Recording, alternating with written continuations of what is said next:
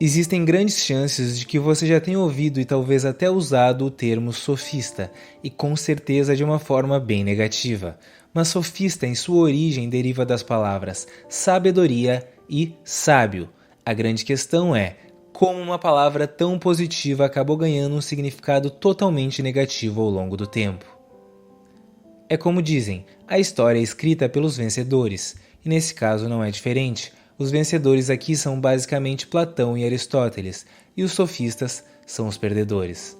As ideias platônicas e aristotélicas prevaleceram e moldaram o pensamento ocidental de uma forma tão rígida que boa parte delas viraram senso comum e raramente são questionadas. Muitas vezes porque já estão tão enraizadas na nossa cultura que nem nos damos conta de que podemos questioná-las. Hoje em dia, sofista não é um simples xingamento, é um dos piores xingamentos que existem.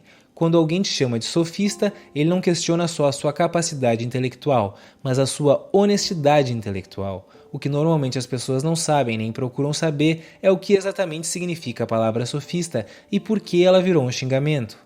Apesar de sofista remeter a sábio, podemos dizer que esse grupo de pensadores ficou muito mais marcado pelas palavras de Sócrates, ou pelo menos pelo Sócrates de Platão, como mercenários do saber. Isso, dentre outros motivos, porque eles cobravam pelos seus ensinamentos. Por não serem nobres, eles não podiam praticar o que os gregos chamavam de ócio digno, que era basicamente dedicar o seu tempo exclusivamente a atividades intelectuais.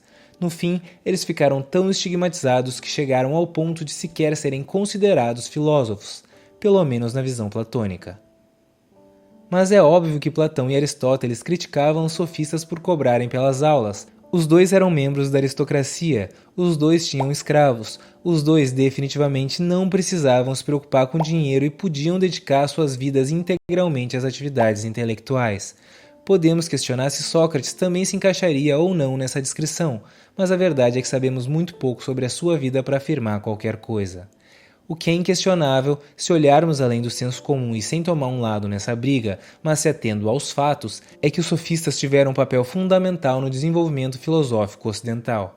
O fato de cobrarem pelas aulas, consequentemente, definiu que qualquer um poderia aprender filosofia, desde que pagasse, claro, e que a sabedoria e a virtude não são exclusivas da elite aristocrata, mais ou menos o contrário do que defendiam Platão e Aristóteles. Apesar de Sócrates ser considerado o cara que fez com que a filosofia descesse do céu, na verdade foram os sofistas os primeiros a deixar o cosmos de lado e focar no ser humano. Há quem diga que sem os sofistas não existiria nem Sócrates nem Platão, pelo menos não como conhecemos hoje em dia. Numa época em que a democracia recém se consolidava, a principal ocupação dos sofistas era a retórica, a arte da persuasão por meio das palavras. Eles tiveram contribuições notáveis na sistematização do ensino, elaborando estudos sobre gramática, dialética, aritmética, música e geometria, mas ficaram famosos mesmo por ensinarem as pessoas a debater, argumentar, persuadir, o que realmente só poderia prosperar numa democracia. E o ponto principal dos sofistas é a relativização da verdade, uma problematização que hoje em dia se faz cada vez mais presente e soa tanto como uma ofensa quanto como poesia, dependendo de quem ouve. Esse foi um dos principais pontos que fez com que eles não fossem considerados filósofos na visão platônica. Para Sócrates de Platão, a verdade é absoluta e o filósofo deve buscá-la. Alguém que relativiza a verdade jamais poderia ser um filósofo. É interessante fazer mais uma vez a ressalva de que Sócrates de Platão não é necessariamente o verdadeiro Sócrates, e pode ter sido só um personagem usado para comunicar a filosofia do próprio Platão. Há quem defenda que, pelo seu estilo filosófico, Sócrates estaria muito mais perto dos sofistas do que de Platão, inclusive teria enviado um de seus alunos para estudar com os sofistas, porque, nas palavras do próprio Sócrates, os sofistas eram melhores educadores que ele. Ainda existe a controvérsia levantada pelo biógrafo dos filósofos gregos Diógenes Laércio sobre a dialética socrática ter sido inventada pelo sofista Protágoras e não por Sócrates, mas essa controvérsia não recebe muita atenção. Protágoras, aliás, ao lado de Górgias, é o nome que mais se destaca nesse movimento. Foi ele quem melhor resumiu o pensamento dos sofistas na sua famosa frase "O homem é a medida de todas as coisas", a visão de que não existe verdade absoluta e de que é o homem quem a define. Um exemplo que mostra essa argumentação de forma bem simples é o seguinte: é inverno no Brasil. Um viajante gaúcho visita São Paulo e diz que está quente. Um viajante cearense visita São Paulo e diz que está frio. Ambos estão falando a verdade, mas a verdade depende da perspectiva. Isso vai em direção contrária da filosofia socrático-platônica, na qual a verdade é absoluta e imutável, e cabe a nós, através de diálogos, chegarmos a ela. Protágoras também usava diálogos para construir o seu pensamento, como vimos na controvérsia sobre quem foi o verdadeiro criador da dialética, mas segundo ele, não podemos chegar a uma verdade. O que se pode fazer é persuadir o interlocutor e convencê-lo do seu ponto. Daí surge a antilogia, na qual Protágoras disse que sobre qualquer assunto existem dois discursos contrários, que são igualmente coerentes em si mesmos. Ele ensinava como defender ambos os lados com uma argumentação coesa e persuasiva, o que se mostrou uma forma muito eficaz de se preparar para um debate, já que conhecendo os dois lados, é possível tanto defender quanto contra-argumentar qualquer posição. Mas isso também foi uma das grandes controvérsias dos sofistas. Eles foram constantemente acusados de usar sofismas, que seria uma argumentação que aparenta ser verdadeira, mas é falsa e tem o intuito de enganar o interlocutor para vencer o debate. Platão e principalmente Aristóteles apontaram importantes problemas lógicos na antilogia, mas não parece que Protágoras usava esse discurso por ser um mercenário do saber, e sim por crer realmente que ambos os lados eram verdade. Ele aplicou a antilogia a questões bastante polêmicas, como sobre a existência dos deuses. Segundo ele, por meio da razão não podemos provar que os deuses existem, assim como não podemos provar que não existem. Essa foi a primeira manifestação de uma forma de agnosticismo que temos conhecimento. Relatos contam que, devido a isso, os seus livros teriam sido queimados em praça pública e ele condenado à morte por ateísmo, o que fez com que ele fugisse de Atenas e acabasse morrendo em um naufrágio. A veracidade desses acontecimentos é bem questionável. Górgias não é muito diferente. Inclusive, veio a ser conhecido séculos mais tarde como Górgias o nihilista, pelos seus pensamentos que se assemelham à visão filosófica do nihilismo, que só vai se consolidar por volta do século XVIII. O nihilismo tem diversas interpretações e ramificações, mas podemos nos apegar à sua etimologia. Nihil, em latim, significa nada, então, ao pé da letra, nihilismo seria nadismo. Górgias ficou bastante conhecido pelas polêmicas e confusas três teses do Tratado do Não Ser. 1.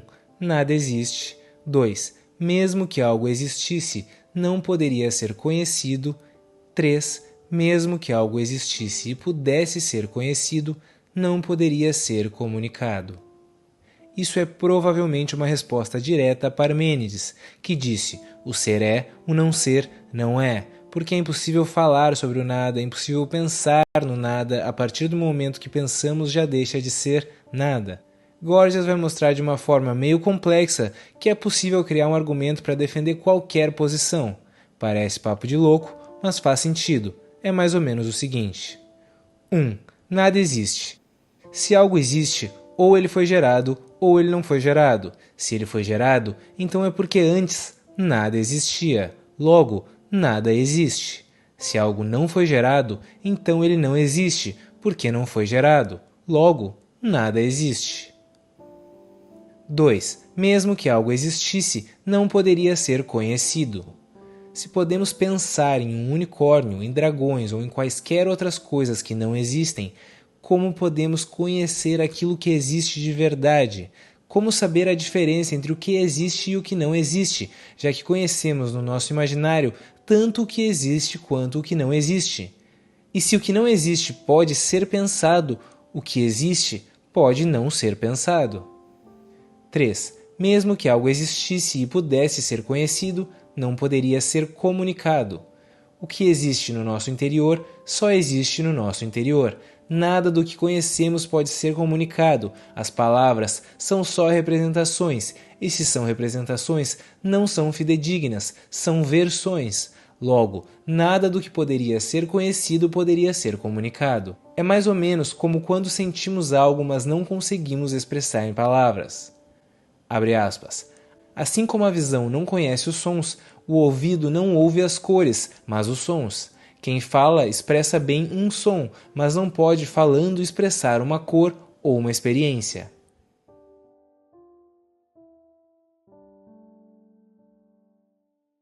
Há quem diga que Górgias foi uma espécie de cético ao extremo e que de fato acreditava que nada existia. Mas a interpretação mais aceita é a de que isso foi uma forma irônica de mostrar a Parmênides que qualquer coisa pode ser provada pelas palavras, no que mais tarde ficou conhecido como redução ao absurdo. Ele dizia: o bom orador é capaz de convencer qualquer pessoa sobre qualquer coisa. Os sofistas não foram os únicos que tiveram seus ensinamentos distorcidos, apagados e ignorados por muito tempo, mas com certeza foram uns dos principais. E o pior, a real importância deles para a filosofia segue sendo ignorada. Ainda usamos a palavra sofista como forma de xingamento, quando na verdade as suas ideias são fundamentais a qualquer bom debatedor, saiba ele ou não, e estão presentes no nosso dia a dia constantemente. Toda vez que alguém faz o papel de advogado do diabo, ou seja, que defende uma pauta sobre a qual não necessariamente concorda, pelo simples embate de ideias, pelo florescimento de novas ideias, pela busca por pontos fracos no seu próprio conhecimento prévio e pela compreensão maior acerca do lado oposto, esse alguém está, direta ou indiretamente, evocando os sofistas. Existe inclusive quem argumente que a história da filosofia inteira é na verdade uma constante batalha retórica, na qual os filósofos discutem porque não se entendem, discordam porque não percebem quando concordam, e o mais persuasivo sempre prevalece. Essa análise bota a filosofia dos sofistas como base sólida e fundamental nessa construção.